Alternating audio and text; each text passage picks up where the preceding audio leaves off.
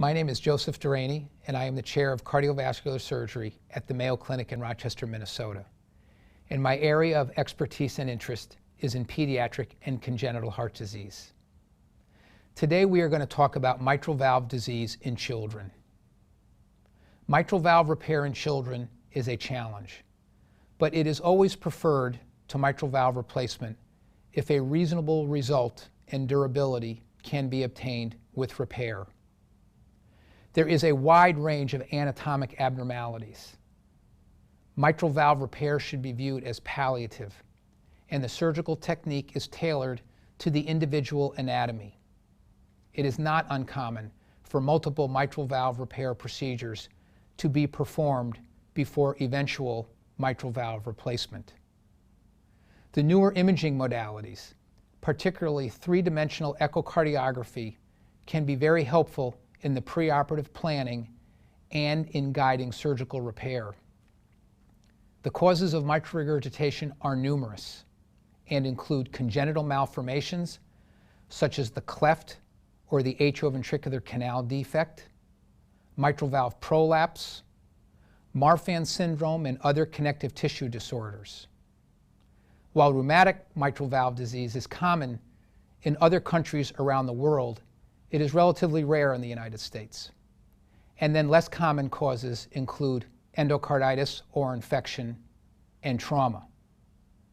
Causes of mitral stenosis are not known, but the morphologic features in infants and young children resemble stages of early valve development.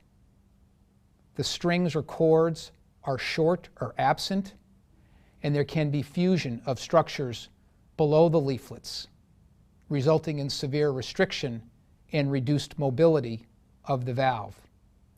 The end result is stenosis or narrowing, or regurgitation, or leakage. Terminology commonly used include the mitral arcade, the supravalvar ring, and then other anatomic abnormalities may be referred to as the parachute or the hammock mitral valve.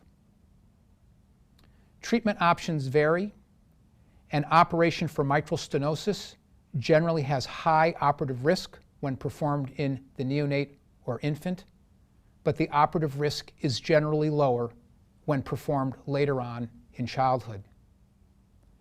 Operation can be difficult, particularly with an abnormal subvalvar apparatus or the structures below the leaflets, where there is fusion and tethering and adherence.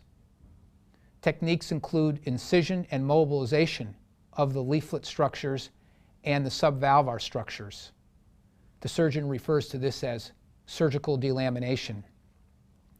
The ultimate goal with repair is improved mobility of the leaflet and the structures below the leaflet. Occasionally, patch augmentation of leaflets may also be required. Valve replacement is reserved for the most extreme cases. In contrast, mitral regurgitation has low operative risk, and the mitral valve repair techniques for mitral regurgitation are much more predictable and reproducible. The repair technique is focused on the mechanism of the regurgitation.